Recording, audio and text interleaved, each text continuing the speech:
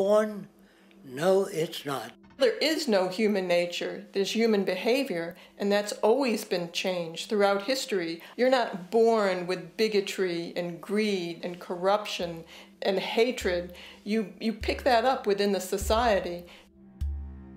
War, poverty, corruption, hunger, misery, human suffering will not change in a monetary system. That is, there'll be very little significant change. It's going to take the redesign of our culture, our values, and it has to be related to the carrying capacity of the earth, not some human opinion or some politician's notions of the way the world ought to be, or some religious notions of the conduct of human affairs. And that's what the Venus Project is about. The society that we're about to talk about is a society that is free of all the old superstitions, incarceration, prisons, police, cruelty, and law.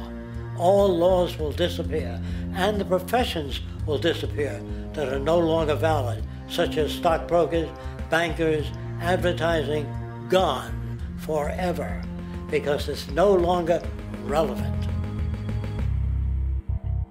When we understand that it is technology devised by human ingenuity which frees humanity and increases our quality of life, we then realize that the most important focus we can have is on the intelligent management of the Earth's resources. For it is from these natural resources we gain the materials to continue our path of prosperity. Understanding this, we then see that money fundamentally exists as a barrier to these resources, for virtually everything has a financial cost. And why do we need money to obtain these resources? Because of real or assumed scarcity. We don't usually pay for air and tap water because it is in such high abundance, selling it would be pointless.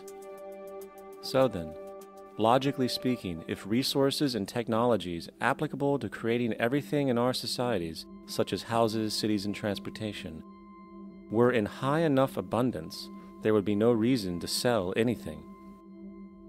Likewise, if automation and machinery was so technologically advanced as to relieve human beings of labor, there would be no reason to have a job.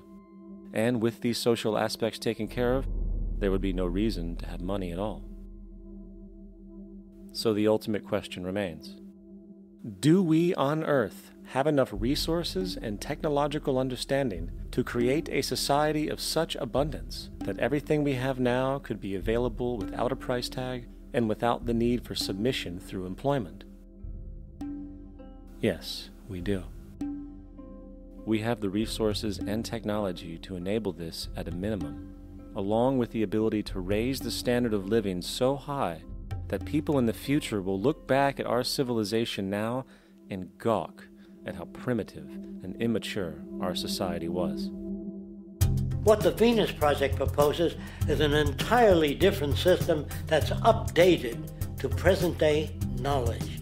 We've never given scientists the problem of how do you design a society which would eliminate boring and monotonous jobs, that would eliminate accidents in transportation, that would enable people to have a high standard of living, that would eliminate poisons in our food, that would give us other sources of energy that are clean and efficient. We can do that out there.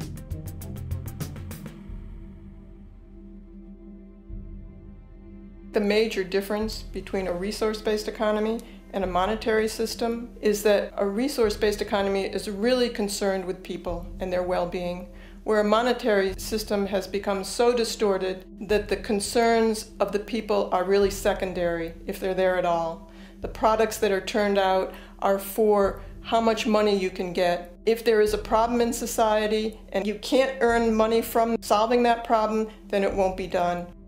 The resource-based economy is really not close to anything that's been tried. And with all our technology today, we can create abundance. It could be used to improve everyone's lifestyle. Abundance all over the world if we use our technology wisely and maintain the environment.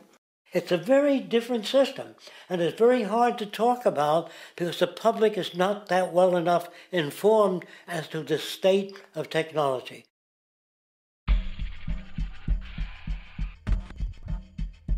At present, we don't have to burn fossil fuels.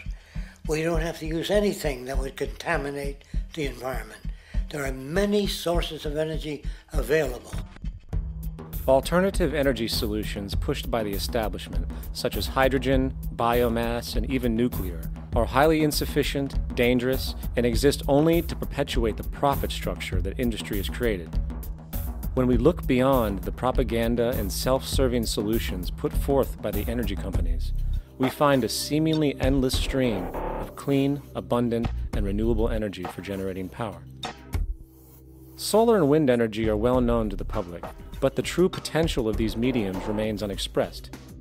Solar energy, derived from the sun, has such abundance that 1 hour of light at high noon contains more energy than what the entire world consumes in a year. If we could capture 1/100% of this energy, the world would never have to use oil, gas, or anything else. The question then is not availability, but the technology to harness it. And there are many advanced mediums today which could accomplish just that, if they were not hindered by the need to compete for market share with the established energy power structures. Then there's wind energy. Wind energy has long been denounced as weak, and due to being location-driven, impractical. This is simply not true. The U.S. Department of Energy admitted in 2007 that if wind was fully harvested in just 3 of America's 50 states, it could power the entire nation. And then there are the rather unknown mediums of tidal and wave power. Tidal power is derived from tidal shifts in the ocean. Installing turbines which capture this movement generates energy. In the United Kingdom, 42 sites are currently noted as available, forecasting that 34% of all the UK's energy could come from tidal power alone. Wave power, which extracts energy from the surface motions of the ocean, is estimated to have a global potential of up to 80,000 terawatt-hours a year.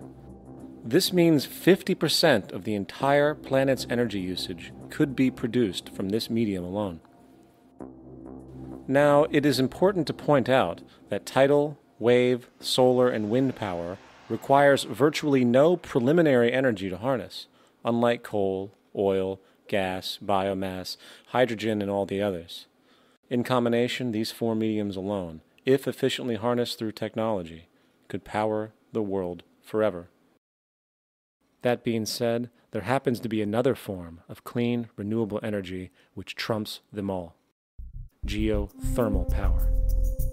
Geothermal energy utilizes what is called heat mining, which, through a simple process using water, is able to generate massive amounts of clean energy. In 2006, an MIT report on geothermal energy found that 13,000 zettajoules of power are currently available in the Earth, with the possibility of 2,000 zettajoules being easily tappable with improved technology. The total energy consumption of all the countries on the planet is about half of a zettajoule a year. This means about 4,000 years of planetary power could be harnessed in this medium alone. And when we understand that the Earth's heat generation is constantly renewed, this energy is really limitless and could be used forever.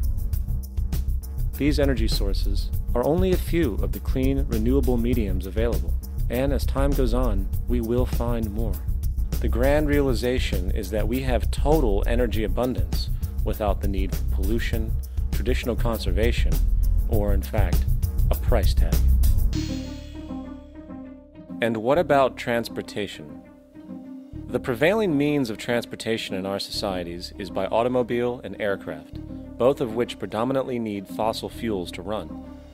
In the case of the automobile, the battery technology needed to power an electric car that can go over 100 miles an hour for over 200 miles on one charge exists, and has existed for many years. However, due to battery patents controlled by the oil industry, which limits their availability to maintain market share, coupled with political pressure from the energy industry, the accessibility and affordability of this technology is limited. There is absolutely no reason other than pure, corrupt profit interest that every single vehicle in the world cannot be electric and utterly clean, with zero need for gasoline. As far as airplanes, it is time we realize that this means of travel is inefficient, cumbersome, slow, and causes far too much pollution. This is a maglev train. It uses magnets for propulsion.